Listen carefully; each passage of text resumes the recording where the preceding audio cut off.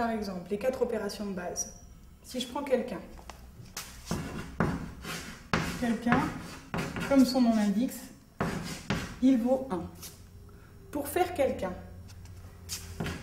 il faut une femme plus un homme. En fait, on a l'ovule plus le spermatozoïde, des cellules à n paires de chromosomes qui, ensemble, forment une nouvelle cellule unique, avec du X et du Y. On dit alors qu'il y a fécondation. Là, pendant 9 mois, cette cellule, eh bien, pour se multiplier, elle se divise. Il porte bien son signe, le divisé.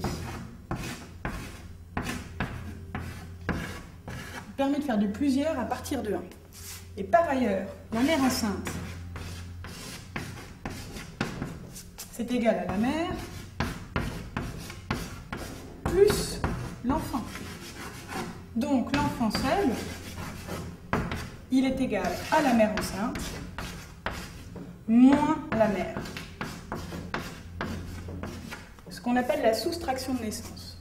Donc pour exister, quelqu'un, il est le fruit d'une addition. Ensuite, pour se multiplier, il se divise avant de subir la soustraction de naissance. Donc les 4 opérations de base, oui, nous les vivons physiquement dans notre corps. Et avant même d'y penser. Les mathématiques sont à l'image de l'homme. Alors je peux vous donner un exemple. Par exemple, prenons les complexes. C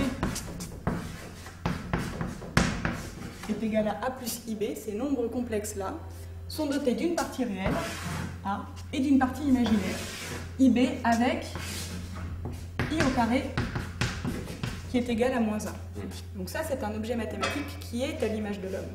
L'homme lui-même, il est bien doté d'une partie réelle, son corps, qui entretient un rapport au temps qui est continu, soumis à la loi du ici, maintenant, et d'une partie imaginaire, sa pensée, qui elle est verticale et vectorielle. Son rapport au temps est discontinu, elle peut jouer avec. L'homme peut très bien vivre 2 présents en même temps, ce qui le rend tout à fait complexe.